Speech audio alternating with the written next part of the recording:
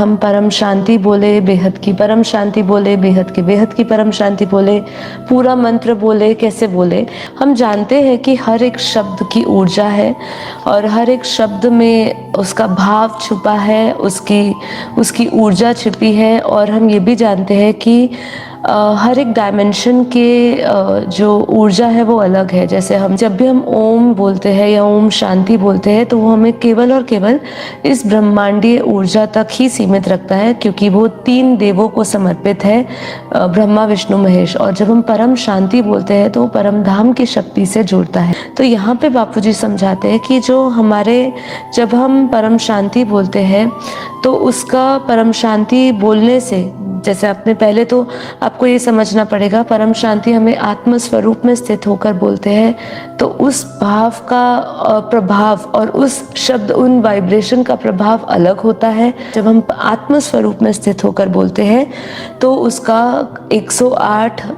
Into 108 करेंगे, मतलब 3 गुना वो बढ़ जाता है। और जब उसको कई लाखों बार मन से बोला जाता है, मतलब शब्दों से ज़्यादा अगर आप उसको मन में उच्चारण कर रहे हैं और उसको बहुत डीपली बोल रहे हैं एक मेडिटेटिव स्टेट में जाके, तो वो सबसे पहले भाव आपके ऑरा में जाता है परम शांति, और फिर ऑरा से धीरे धीरे वो मन से सूक्ष्म शरीर में वो पहुंचता है, और फिर धीरे धीरे वो आपके लाखों बार बोलने से, परम शांति का उच्चारण करने से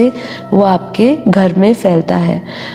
बापूजी ने ये क्लियर किया कि जब हम परम शांति बोलते हैं तो उसकी जो लिमिटेशन है वो केवल घर तक ही है, वो घर तक ही परम शांति फैलती है। पर जब हम बेहद की परम शांति बोलते हैं तो उसकी जो ऊर्जा है वो और इंटेंस हो जाती है, और वो धीरे धीरे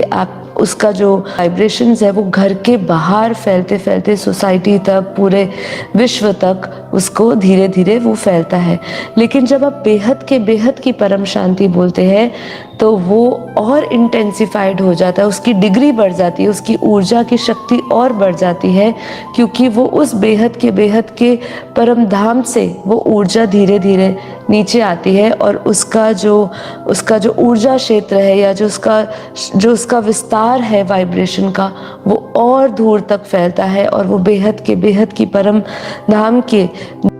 जो दुनिया है वहाँ से वो ऊर्जा नीचे धरती तक आती है, तो उसका विस्तार और फैलता है।